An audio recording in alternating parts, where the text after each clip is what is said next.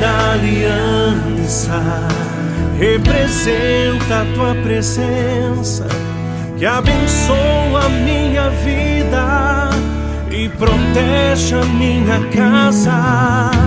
Eu vou determinar, eu vou perseverar, e o milagre em minha vida acontecerá.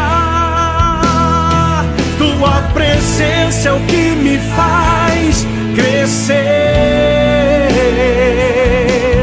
tua presença é o que me faz prevalecer,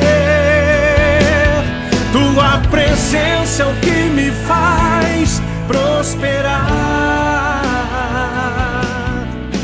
A arca representa tua presença. Olá, estou muito feliz por vocês terem acessado esse vídeo de número 4. São 6 vídeos em que nós vamos continuar, em que eu vou continuar a falar sobre o tabernáculo de Deus e a arca da aliança lá na época de Moisés, lá no deserto. Hoje nós vamos explicar um pouquinho como funciona o tabernáculo, né?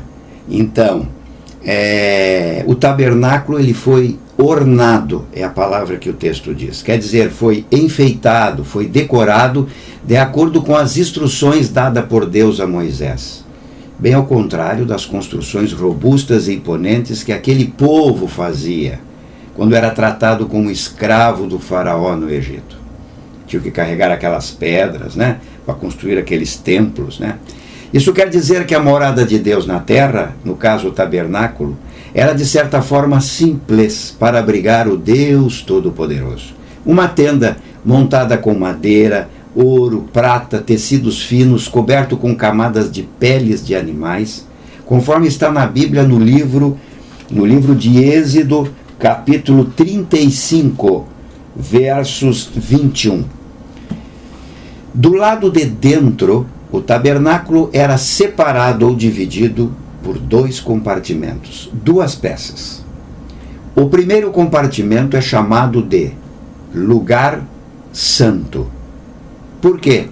Porque só os sacerdotes, os levitas, aqueles consagrados para fazer o trabalho dos sacrifícios com os animais, podiam entrar naquele compartimento chamado de lugar santo.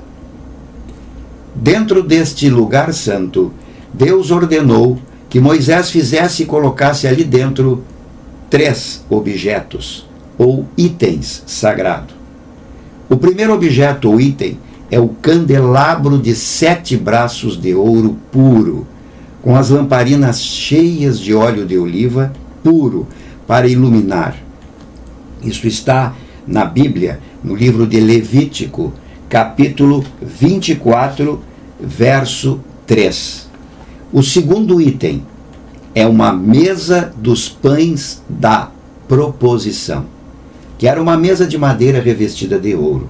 Sobre essa mesa, todo o sábado, ficava 12 pães frescos. Era colocado pelo sumo sacerdote. Essa expressão proposição é que esses pães eram colocados diante da face ou da presença de Deus.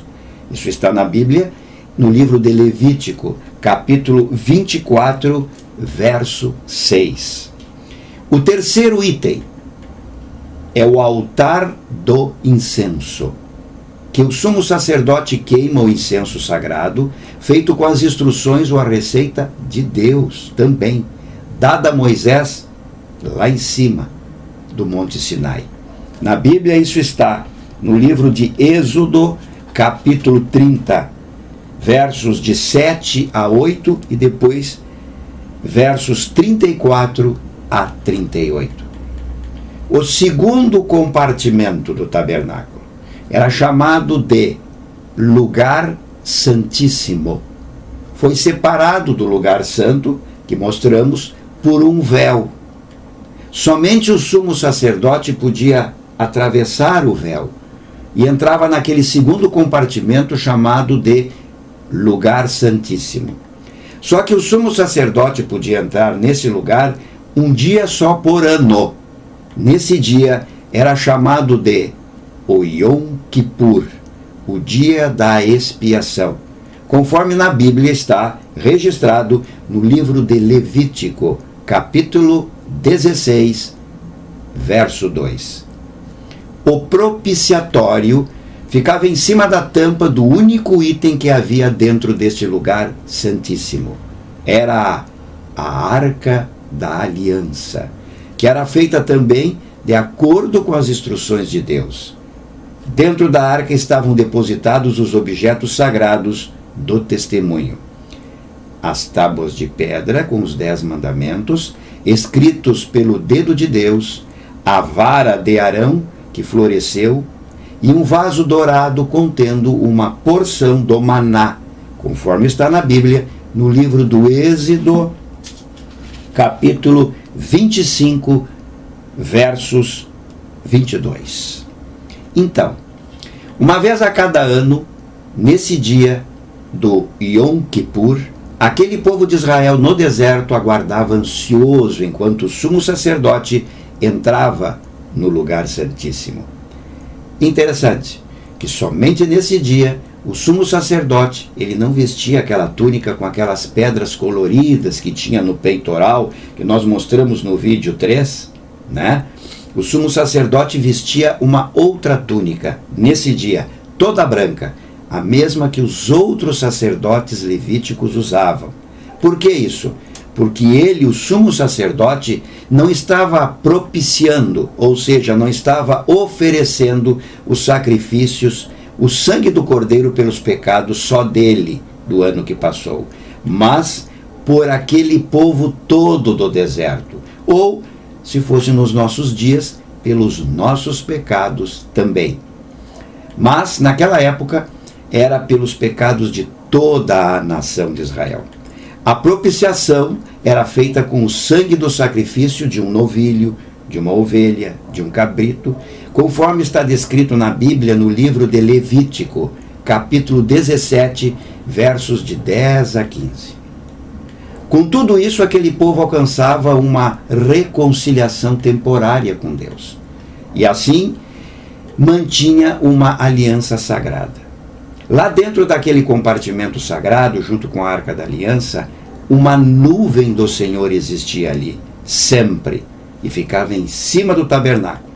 Quando anoitecia, acontecia que aquela nuvem aparecia fogo, chama, onde todas aquelas tribos que habitavam em volta do tabernáculo e em todos os deslocamentos daquele povo pelo deserto podiam observar.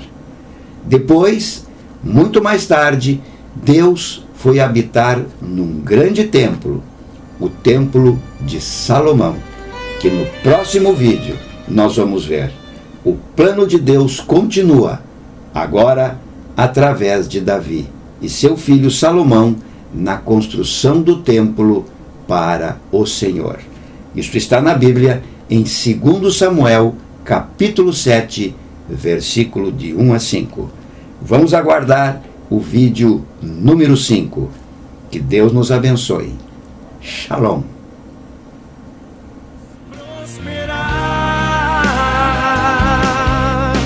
A arca representa tua presença. A arca representa tua presença.